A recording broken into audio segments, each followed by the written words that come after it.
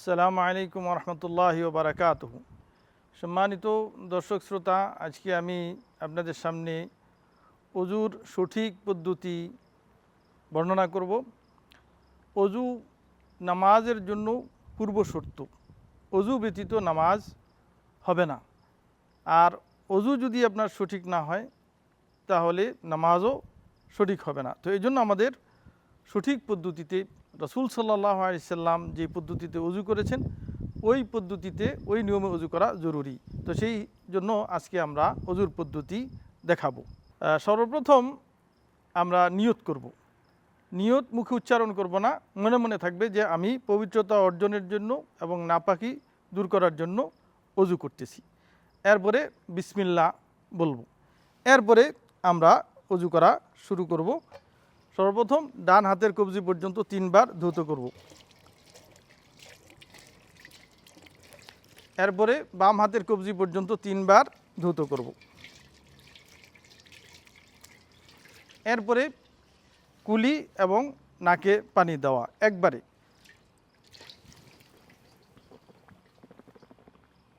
তিনবার।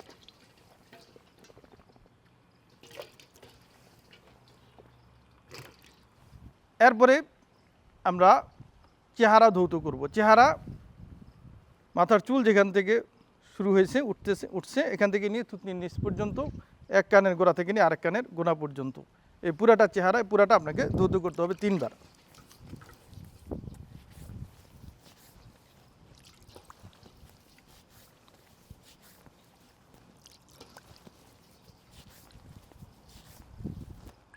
ভালো করে ধৌত করা, দাড়ি যদি ঘন হয় তাহলে এটা খিলাল করা।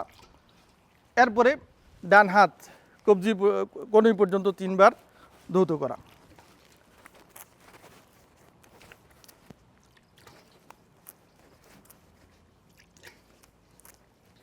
এরপরে বাম হাত কনুই পর্যন্ত 3 বার ধৌত করা।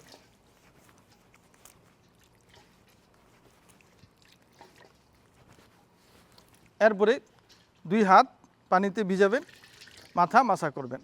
চুল যেখান থেকে শুরু হয়েছে সেখান থেকে নিয়ে চুলের একবারে শেষ পর্যন্ত নিয়ে যাবেন। আঙ্গুলগুলো এভাবে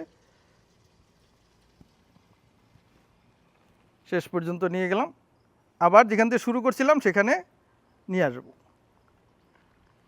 মাথা মাসা হয়ে গেল। এরপরে 2 শাহাদাত আঙ্গুলি কানের মধ্যে দিয়ে বৃদ্ধাঙ্গুলি দিয়ে কানের পিছনটা একবার মাসা করা এভাবে।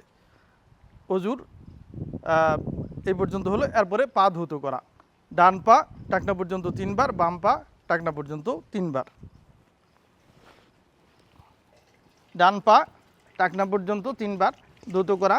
আঙ্গুলগুলো ভালো করে খিলাল করা যাতে পানি ঠিকভাবে পৌঁছে, কোনো অজুর জায়গা কোনোটা যেন শুকনা না থাকে। এরপরে বাম পা 3 বার ধৌত করা। একইভাবে আঙ্গুলগুলো ভালো করে খিলাল করা যাতে পানি ঠিকভাবে পৌঁছে। টাকনার গোড়াটা ভালো করে পরিষ্কার করা যাতে কোনো জায়গা শুকনা না থাকে। এভাবে আমাদের অজু শেষ হলো। এরপরে আমরা অজুর দোয়া করব।